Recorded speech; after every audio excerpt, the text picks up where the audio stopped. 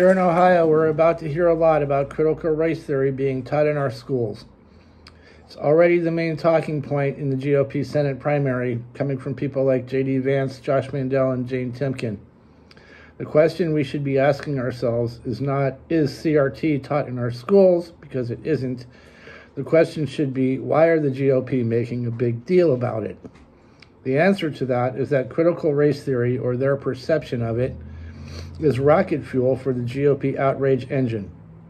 They're using the possibility that American kids might be taught American history, might be taught empathy for others and critical thinking skills to stoke the flames of grievance that power the GOP base.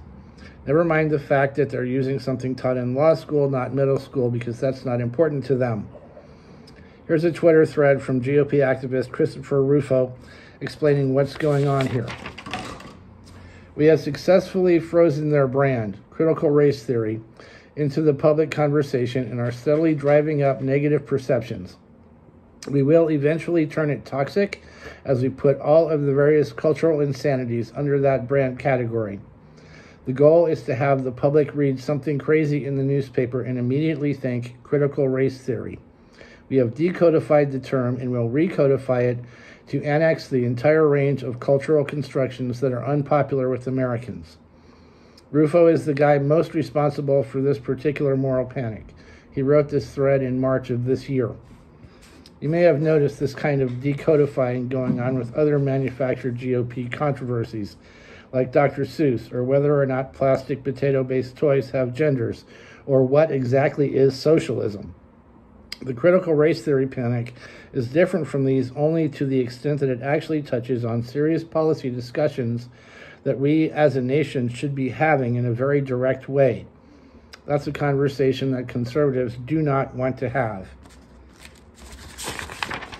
You may also notice that Rufo refers to cultural constructions that are unpopular with Americans.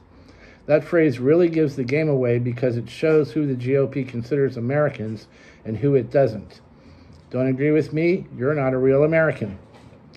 The takeaway from all this is that the CRT moral panic is really another battle in the conflict that has defined American history since before there was an America.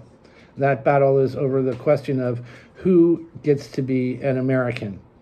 The biggest factor in that conversation is and always has been race. You'll see people like Vance and Timken and Mandel talking about protecting kids from racist framing in schools and divisive concepts. They'll say this while quoting MLK about content of character and color of skin, which is the only MLK quote that conservatives know. What they're really aiming to protect is racist framing from kids.